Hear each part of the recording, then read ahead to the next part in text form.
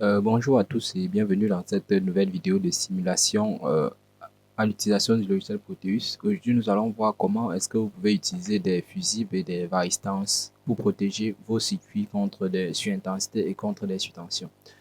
Donc, voici un schéma typique d'un circuit.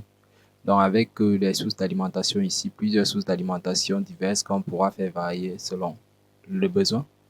Donc, plusieurs sources d'alimentation, batterie 1, batterie 2, batterie 3, batterie 4, qui ont toutes des tensions diverses, donc là, 15, 24, 100 et 200 volts. Là, nous avons le circuit, donc le fusible, qui est censé protéger le circuit contre les surintensités. Et là, nous avons une varistance qui est censée protéger le circuit contre les surtensions. De ce côté-ci, nous avons plusieurs charges, des charges qui peuvent appeler des courants différents. Donc, les charges, une charge de 5 ohms, de 10 ohms, de 100 ohms, d'un kilo ohm, de 10 kilo ohms, et on aurait pu augmenter. Donc, ça va dépendre vraiment de votre application. Mais là, nous avons placé plusieurs charges pour pouvoir simuler des appels de courant euh, plus ou moins grands. Donc, déjà, nous allons commencer par simuler donc, une surintensité. Donc, pour simuler donc une surintensité, ce que nous devons faire d'abord, c'est nous devons d'abord lancer la simulation dans un premier temps. Non, c'est pas ça. Nous lançons tout d'abord la simulation et nous voyons déjà là qu'il n'y a aucune source de tension qui est connectée. Nous pouvons connecter la source de tension de 15 volts. Donc, quand on connecte la source de tension de 15 volts, vous voyez, là, les 15 volts sont présents à ce point-ci. Et puis donc, pour simuler, nous pouvons donc fermer d'abord ce circuit-ci. Vous voyez là, il y a une circulation de courant, mais il n'y a pas de dépassement. Donc, si on a 12, si on a 15 volts sur 10 kilo ça fait quelques milliohms, peut-être 15 milli, environ 15 milliohms, peut-être 1 milliohm. C'est pas beaucoup. Donc, nous allons débrancher dans cette charge-ci et connecter celle de 1 kilo-ohm. Donc, vous voyez là, déjà, on a 15 milliampères. C'est déjà, vous voyez, le courant est déjà un peu plus élevé, mais c'est pas suffisant pour faire craquer le fusible. Le fusible ici qui est réglé à 1 ampère de courant maximal. Donc, nous pouvons donc déconnecter ceci et rebrancher celui-ci. Vous voyez là, nous sommes à 15 milliampères de courant. Non, non, 150 milliampères autant pour moi. 150 milliampères sur une charge de 100 ohms. Donc, vous voyez, les 150 milliampères ne sont pas toujours suffisants pour faire fondre le fil fusible.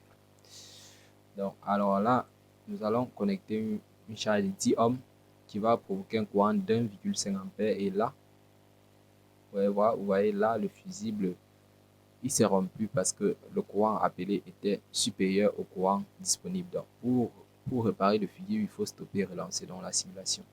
Vous voyez là, on débranche d'abord notre surcharge et on stoppe le fonctionnement, on relance. Donc, vous voyez là, si on branche la charge de 5 ohms, nous aurons un courant d'environ 3 ampères et ça fera exactement de même. Donc, le fusible ici, vous voyez le rôle du fusible ici est de protéger le circuit contre les surintensités.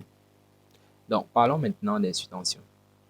Pour ce qui est des surtensions, les surtensions doivent pouvoir... la protection contre les surtensions est assurée ici par une varistance. Et la varistance, dès qu'elle détecte une surtension, elle crée un court-circuit entre le point d'entrée, le point de sortie du fusible et la masse pour obliger le fusible à fondre son fil. Donc, en gros, la varistance provoque le déclenchement du fusible lorsqu'il y a surtension, tout simplement. Donc, si là nous lançons la simulation, nous n'avons pas besoin de charge pour la varistance parce que nous rappelons que la tension peut se mesurer à vide, pourtant le courant c'est en charge. Donc, pour tester la varistance, nous n'avons pas besoin littéralement de circuit spécifique ici, nous n'avons pas besoin de charge. Donc là, la varistance est connectée, nous allons la connecter avec du 15 volts. Donc, vous voyez, 15 volts circule là, là on n'a pas de courant parce qu'on n'a aucune charge connectée. Donc là, c'est normal. Donc, vous voyez, la varistan, le courant circule légèrement dans la varistan, très très légèrement. Et ça, il faut le qualifier de très léger. Donc, à 15 volts, non. Si nous branchons 24 volts sur la varistance, donc là aussi, 24 volts ne provoque pas la fusion du fil fusible. Donc, après, si nous testons, par exemple, 100 volts, là, Vous voyez, à 100 volts, la varistance crée un court-circuit entre ce point-ci et la masse qui oblige le fusible à consommer beaucoup de courant. Parce que quand le fusible consomme beaucoup de courant, son fil fusible s'échauffe et il provoque la rupture. Donc, c'est ainsi que fonctionne la varistance. Donc, on peut stopper, on débranche ici. Donc là, on était à 24 volts, on peut essayer peut-être, je sais pas, 30, 40 volts, mais ça va dépendre vraiment de la tension limite de la varistance. Certains ont des tensions limites à 200 volts, certains à 100 volts, certains à 400 volts. Ça va dépendre vraiment de la tension limite que vous avez. Si là, nous testons 50 volts. Donc là, j'ai pris une varistance automatique dans le logiciel Proteus. Euh, donc là, si je branche, par exemple là, vous voyez là, nous n'avons pas de fusion, donc à 100 volts, ça continue, il n'y a pas de problème. Euh, si on met 75 volts par exemple là, si on met là 75 volts et que l'on branche, vous voyez là déjà à partir de 75 volts, vous voyez 75 volts déjà provoque la fusion. Donc cette varistance-ci, on peut la noter que elle provoque là la fusion ou la mise hors circuit lorsque la tension dépasse 75 volts. Donc ici, cette protection-ci est nécessaire quand vous travaillez sur des circuits ou sur des systèmes qui peuvent recevoir en entrée une très grande tension alternative ou une très grande tension continue. Donc cette protection-là est nécessaire pour protéger le reste des composants contre les surtensions. Bien sûr, les surintensités dépendent de la charge, mais la protection contre les surtensions ne dépend pas du circuit. La surtension peut être naturelle comme le tonnerre, je sais pas, les phénomènes atmosphériques ou les perturbations électromagnétiques peuvent produire ou engendrer des surtensions. Mais la surintensité va dépendre de ce que vous avez branché en charge. Donc, et maintenant, la varistance ici nous permet donc de limiter l'un de ces facteurs qui est la surtaction. Donc, il nous permet de gérer le côté surtension. Il nous permet de gérer le côté surtension. Il est à noter ici que le fusible qui est utilisé ici, le fusible qui est présent dans Proteus par défaut, c'est un fusible avec fil, donc il fond et après il faut le changer. Donc, si vous utilisez ce fusible si pratiquement, il faudra le changer tout le temps. Donc, il existe d'autres fusibles qu'on appelle des fusibles avec délai qui, lorsqu'elles détectent un court-circuit, ouvrent, ouvrent le, donc ils ouvrent le circuit, donc ils ouvrent le circuit, donc ils stoppent la circulation du courant pendant un certain délai, en attendant si le défaut peut disparaître.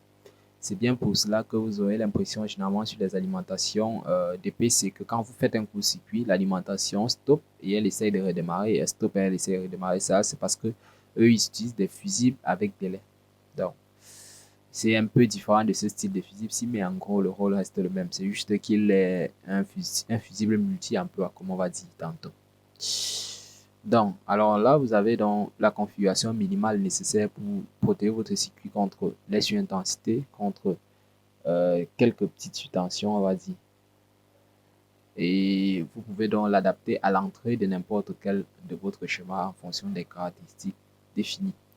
Donc, une fois que vous connaissez ça, vous pouvez placer ces deux-ci, donc varistance et fusible. Maintenant, un fusible, là, c'est un fusible 1 ampère. Je ne sais pas si votre circuit appelle un courant. Si vous avez besoin que votre fusible détecte un courant, je ne sais pas, un courant de surcharge ou un courant de plus de 3 ampères. Donc, vous mettez là 3 ampères égal à 0,1. Dans à 3 ampères, là, nous aurons. Dans à 3 ampères, comment provoquer 3 ampères? Donc là, si nous branchons 75 volts et que nous prenons sur la résistance de 5 ohms, ouais, 75 divisé par 5, ça fait plus de 3 ampères. Donc, si nous lançons la simulation, là, vous voyez là, ah oui, la résistance, oui, la résistance ne supporte pas plus de 75 volts. Donc là, nous allons brancher 24 volts et nous allons stopper et relancer. Nous branchons 24 volts donc et nous allons 24 volts pour avoir 3 ampères sur 5. On peut lancer sur 5. Vous voyez là, avec 3 ampères, ça crée bien le court-circuit. Donc vous voyez, donc c'est un mode de protection général. Placez-le à l'entrée et à la sortie de vos, donc à l'entrée de vos circuits, pas à la sortie.